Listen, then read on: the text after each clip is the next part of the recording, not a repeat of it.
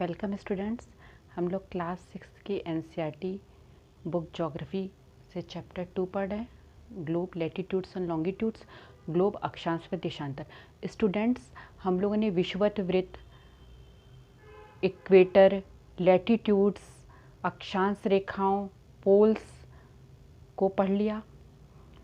कुछ important latitudes, कुछ important अक्षांश रेखाओं के बारे में भी जान लिया। कर्क रेखा, मकर रेखा, उत्तर ध्रुव वृत्त, दक्षिण ध्रुव वृत्त,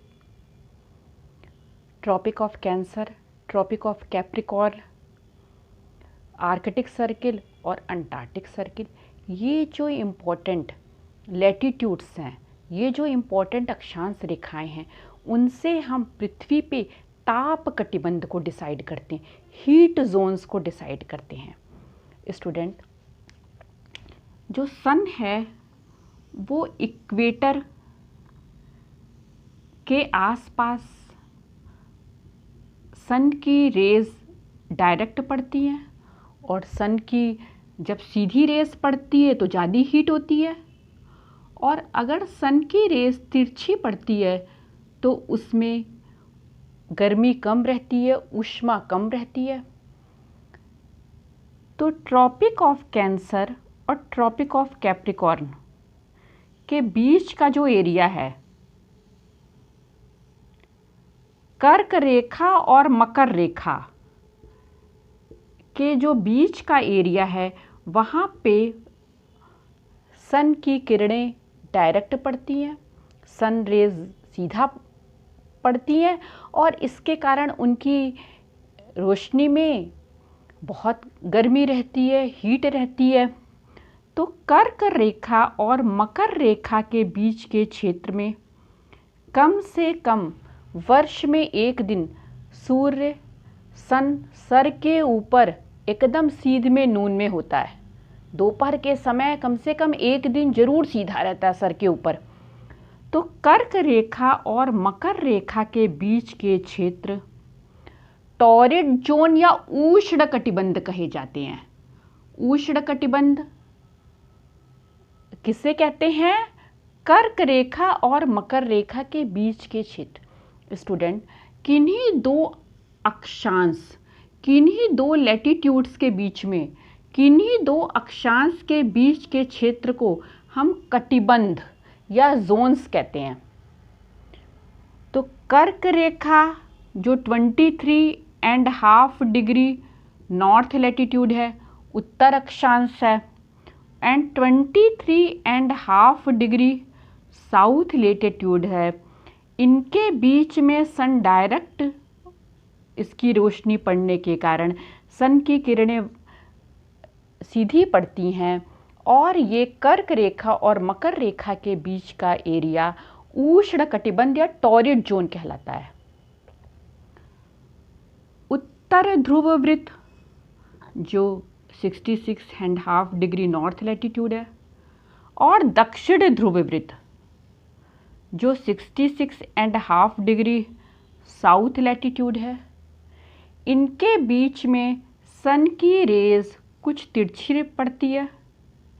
तो ना तो ये बहुत गर्म होते हैं, ना तो बहुत ठंडे होते हैं, और यहाँ पे इन दोनों एरिया में कभी भी वर्ष में किसी भी दिन नून के समय, दोपहर के समय सूर्य एकदम सर के ऊपर नहीं होता, एकदम सीध में नहीं होता। तो ये एरिया टेम्परेट जोन क्या कहलाते हैं? टेम्परेट जोन या शीतोष्ण कटिबंध। टेम्परेट जोन्स या शीतोष्ण कटिबंध नॉर्दर्न हेमिस्फीयर में भी, उत्तरी गोलार्ध में भी और दक्षिणी गोलार्ध में भी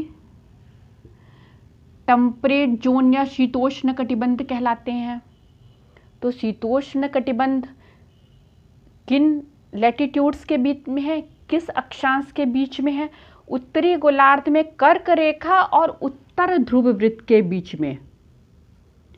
कर्क रेखा और उत्तर ध्रुव वृत्त के बीच में, कर्क रेखा और उत्तर ध्रुव वृत्त के बीच का एरिया टेम्परेट जोन है। साउथ में भी दक्षिण ध्रुव वृत्त और मकर रेखा के बीच में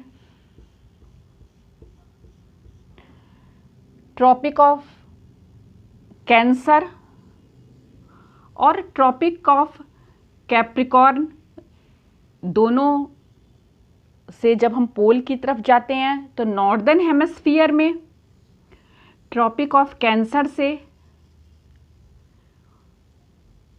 आर्कटिक सर्किल, ये arctic circle, arctic circle, tropic of cancer से आर्कटिक सर्किल के बीच का एरिया टेम्परेट जोन या शीतोष्ण कटिबंध है। सदर्न हेमिस्फीयर में भी tropic of Capricorn, tropic of Capricorn और Antarctic circle, tropic of Capricorn या Antarctic circle, tropic of Capricorn और अंटार्कटिक सर्किल के बीच में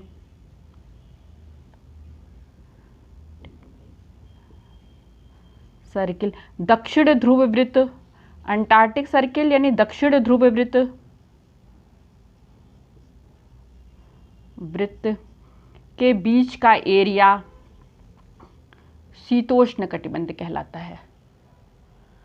और पोल्स और दक्षिणी ध्रुव वृत्त यानी अंटार्कटिक सर्किल और नॉर्थ पोल उत्तर ध्रुव और आर्कटिक सर्किल उत्तर ध्रुव वृत्त के बीच का एरिया, यहाँ सन की रेस बहुत तिरछी पड़ती है तो यह फ्रिजिड जोन या शीत कटिबंध कहे जाते हैं।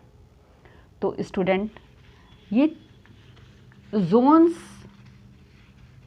हमारी कुछ लैटिट्यूड्स के आधार पे डिसाइड किए गए हैं।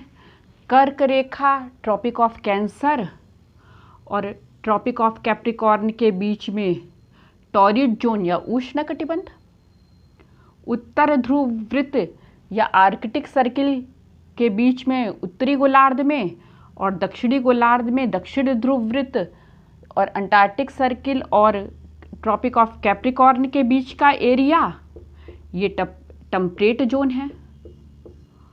और सबसे ऊपर जाने पे बहुत तिरछी सन की रेज होती है और सन बहुत कभी थोड़ा ही होरिजन क्षितिज से ऊपर जाता है, तो ये दोनों फ्रिजिड जोन या शीत कटिबंध कहे जाते हैं। तो ये कटिबंध हीट जोन्स कटिबंध के आधार पे, ताप कटिबंध के आधार पे हम मोटे तौर पे किसी सिटी की सिचुएशन और उसकी हीट का अंदाज़ा लगा सकते हैं। स्टूडेंट, अब हम नेक्स्ट पार्ट में लॉन्गिट्यूड्स या देशांतर रेखाओं को पढ़ेंगे।